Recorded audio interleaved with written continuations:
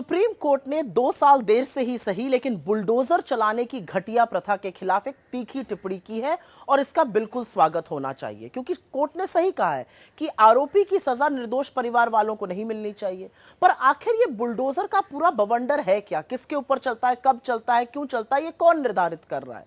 Housing and land rights network HLRN का अनुमान है कि स्थानीय, राज्य और केंद्र सरकारों ने 2022 और 23 में करीब 1.5 लाख घरों को बुलडोजर से ढहा दिया था, जिसके चलते गांव, देहात और शहर में करीब करीब 7.5 लाख लोग बेघर हो गए।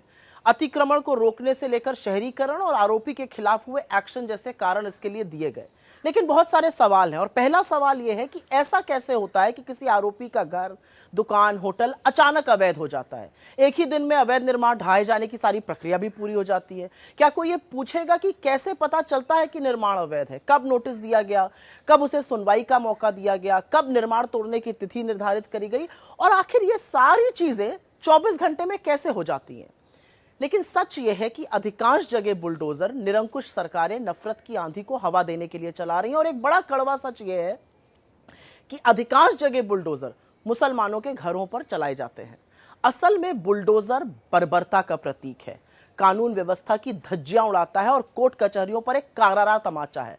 अगर बुलडोजर से ही न्याय करना है तो सारी न्यायपालिकाओं पर ताला लगा दीजिए, उनकी क्या जरूरत है? यह मेरा बिल्कुल मत है। सवाल यह भी है कि अगर सरकारें बकैती में बुलडोजर से कुछ लोगों के घर धड़ल्ले से ढहाती हैं तो बाकी गुंडों के खिलाफ उनको सांप क्यों सूंघ जाता है? एक आरोपी के घर पर बुलडोजर चलेगा, दूसरे पर नहीं चलेगा।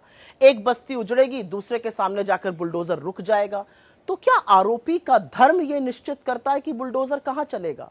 सजा आरोपी को मिलनी चाहिए, उसके घर के बाकी बेकसूरों को क्यों मिलती है? बुजुर्गों को, बच्चों के सिर से क्यों छत और साया उठाया जाता है? यह ठीक नहीं है और यही कोर्ट भी कह रहा है। बुलडोजर चलाने जैसी गैर कानूनी हरकतें असल में अपराधी करते हैं, चुने हुए मुख्यमंत्री नहीं।